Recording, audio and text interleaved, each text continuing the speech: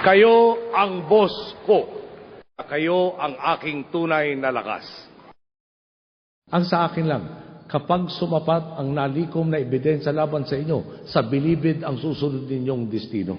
Tuloy ang pagtugis natin sa kalaban ng Estado at masasamang elemento para sa mga krimeng ginawa nila. Huwag po kayong magalala. Hahabulin natin ang hustisya sa kabuuan, hindi ang bahagi lamang. Kaya bukod sa mga ginawa natin pag-aresto, patuloy tayo sa paglikom ng ebidensya laban sa iba pang sospek. Pananagutin natin ang lahat ng may sala.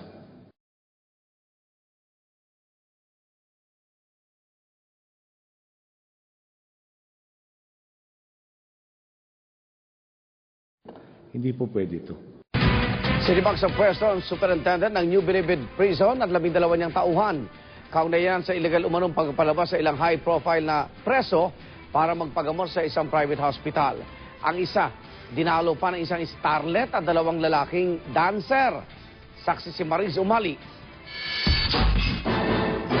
Paano nga bang naging mitsa ng pagkakasibak sa pwesto ng hepe at ng 12 tauhan ng Bilibid ang mga pangyayaring ito sa Metropolitan Medical Center?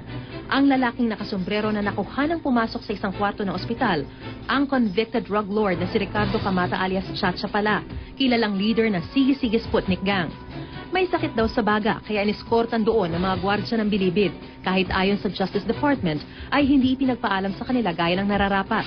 At ang bumisita sa kanya noong May 31 ayon sa investigasyon ng Bureau of Corrections ay hindi pala mga kaanak kundi 2 lalaking dancer at ang starlet na si Crystal Miller na nakilala raw ni Camata sa sponsor Santa Cruzan sa Bilibid. Sinisikap ang matuntuan ng GMA News ang sinasabing si Crystal Miller. Kinabukasan naman, June 1, ang nakadilaw na si Camata na nakunang nagte-text, dinalaw ng 2 namang babae. Hindi pa sila kilala nila dati na walang VIP treatment sa mga mayayamang preso. Pinagpapaliwanag na rin ang doktor ng Bilibid kung bakit nabigyan ng emergency pass ang 3 iba pang preso. Nitong Mayo nagpa-opera raw ang umano'y drug lord na si Amin Imam Burato sa Medical City. Nasa Asian Hospital naman daw ang umano'y leader ng Colanco robbery hold-up group na si Herbert Colanco dahil sa sakit sa urinary tract. Habang nasa Metropolitan Medical Center naman daw ang murder convict na si Rolito Go dahil sa stage 4 cancer. Bago nito ilang high-profile inmates na rin ang nabistong nakakalabas ng Bilibid, kabilang si dating Batangas Governor Antonio Leviste noong 2011. Ako si Mariz Umali ang inyong saksi. Wala siyang alam. Ako rin. Wala ka nang magawa. Tama po.